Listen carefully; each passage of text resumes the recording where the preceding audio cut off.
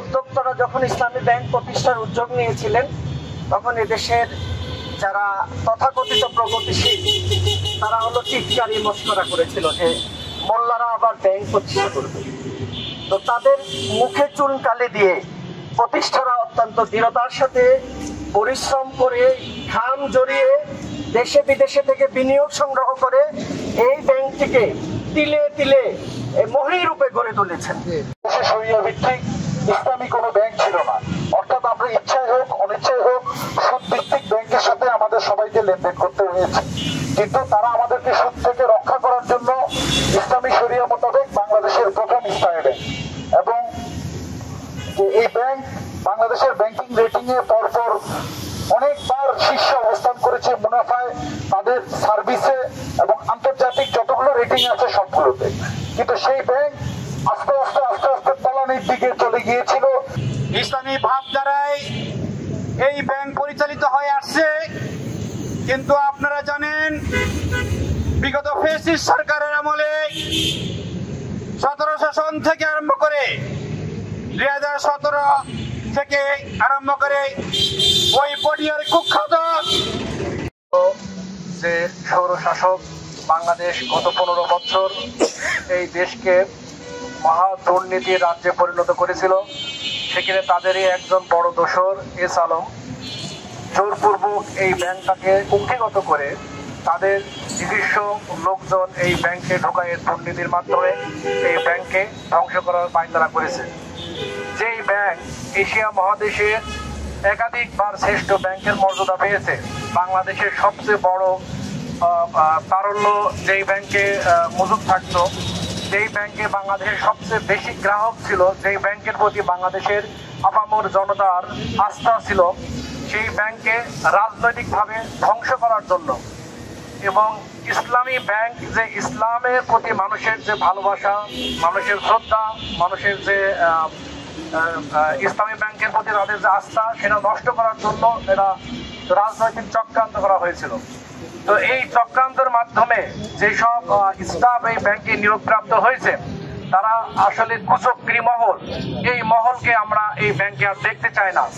আমরা চাই যে ইসলামী ব্যাংক আবার আগের মতো তাদের নিজস্ব যে সক্রিয় কার্যক্রম আছে সেই অনুযায়ী ইসলামীর ভাবধারায় এই ব্যাংক পরিচালিত হবে এবং বাংলাদেশের আপামর জনতা এই ব্যাংকের উপর আস্থা রাখবে এবং তারা আবার আগের মতো এই ব্যাংক সচল হবে এবং সারা বিশ্বে এই ব্যাংক তাদের মর্যাদা স্থাপন করবে।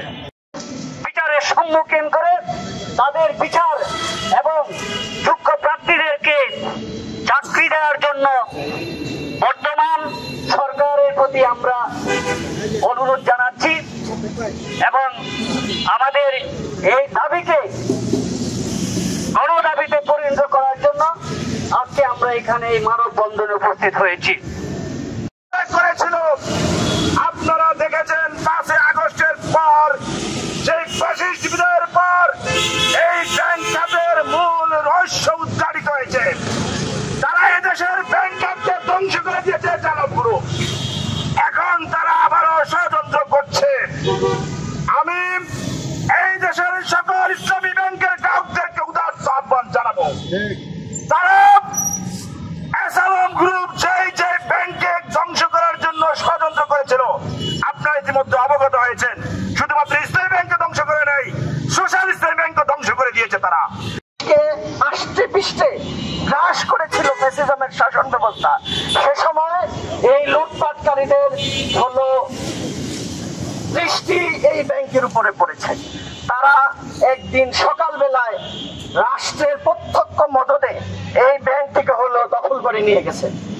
এই দখল করে নিয়ে এখানে যে সীমাহীন স্বেচ্ছাচারিতার পরিচয় দিয়েছেন, লুটপাটের পরিচয় দিয়েছেন, এই লুটপাটের মধ্যে তারা প্রায় 1.5 লক্ষ হাজার কোটি টাকা হলো লুটপাট করেছেন এই ব্যাংক থেকে। এবং এই ব্যাংকে উইদাউট প্রসেস ছাড়া, কোনো প্রসেস ছাড়া, কোনো সিস্টেমেটিক পদ্ধতি ছাড়া 12,000 এমপ্লয়ি শুধু পটিয়া বাড়ি এভাবে হলো তাদেরকে নিয়োগ দেওয়া হয়েছে। ব্যাংক ফ্যাসিজম দূর হওয়ার পরে, নতুন শাসন ব্যবস্থা প্রতিষ্ঠা হওয়ার পরে ব্যাংক হলো এদের প্রতি বিশাল উদারতা দেখিয়েছেন।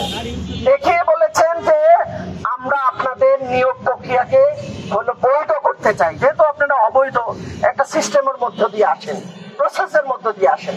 সেই প্রসেসের অংশ হিসেবে তাদেরকে আবার পরীক্ষায় বসতে বলেছেন, বৈধ করার প্রক্রিয়ায় বসতে বলেছেন। কিন্তু তারা মনে করেছেন এখনো দেশ মগের মূল্য আছে, তারা এই বৈধ করার প্রক্রিয়ায় অংশগ্রহণও করবেন না, আবার রাজপথে আন্দোলনও করবেন।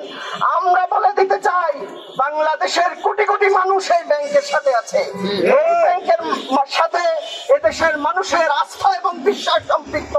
সুতরাং এই ব্যাংক নিয়ে ষড়যন্ত্র করবেন, এখন আর ফ্যাসিজম নয়, তার ভাঙা জবাব দেওয়া হবে। এবং আমরা আজকে এখানে দাবি করতে চাই গ্রাহকদের তরফ থেকে, এক নাম্বার হলো যারা এই বিশৃঙ্খলা তৈরি করছে তাদের বিরুদ্ধে মামলা দেন, তাদেরকে হলো গ্রেফতার করেন, শাস্তির আওতায় নিয়ে আসেন। এটি হলো আমাদের এক নাম্বার দাবি। আমাদের দুই নাম্বার দাবি হলো ফ্যাসিজমের সময় যারা এই ব্যাংকে অবৈধভাবে লুটপাট করেছে, এর সাথে একেবারে সরকার থেকে শুরু করে এসালাম থেকে শুরু করে যারা সংশ্লিষ্ট আছে এদের বিরুদ্ধে মামলা দেন এবং এদেরকে শাস্তির আওতায় গ্রেফতার করে শাস্তির আওতায় নিয়ে আসার উদ্যোগ গ্রহণ করে। তিন নাম্বার কথা হলো এই ব্যাংক থেকে লক্ষ লক্ষ হাজার কোটি টাকা অবৈধভাবে লুটপাট করা হয়েছে, এই লুটপাটকারীদেরকে চিহ্নিত করে শাস্তির আওতায় নিয়ে আসুন এবং লুটপাটকৃত সকল অর্থ এই ব্যাংকে ফিরিয়ে আনার উদ্যোগ গ্রহণ করুন। আমরা সর্বশেষ বলতে চাই যারা আজকে হলো অবৈধভাবে নিয়োগ প্রয়োগ, আপনারা বৈধতায় আসছেন না, তাদেরকে হলো এদেশের জনগণ স্পষ্টভাবে আপনাদেরকে হলো রাজপথে মোকাবেলা করার জন্য এদেশের মানুষ কিন্তু প্রস্তুত আছে। আমাদের আস্থা এবং বিশ্বাসের এই ব্যাংক নিয়ে আপনারা সিনেমিনি খেলবেন, আপনারা পুতুল খেলবেন, আপনারা ফ্যাসিজমের মতো মগের মূল্য মনে করবেন, এটা মনে করলে আপনারা ভুল করবেন। কিন্তু সুতরাং আপনারা যদি এখনো ভালো চান, আমরা ব্যাংককে অনুরোধ করব এই সমস্ত বিপদগামীদেরকে প্রয়োজনে আরেকবার সুযোগ দেন, তাহলে এরা আবার হলো এই বৈধ প্রক্রিয়ার মধ্য দিয়ে এসে যেই কয়জন বৈধ হয় তাদেরকে হলো আবার নিয়োগের ব্যবস্থা করুন। সর্বশেষ যে দাবিটি করতে চাই সেটি হচ্ছে সার্কুলার অলরেডি হয়েছে, এই সার্কুলারের আন্ডারে হলো নতুন করে efficient, expert, qualified man power, দক্ষ ম্যান পাওয়ার হলো নিয়োগ দেন।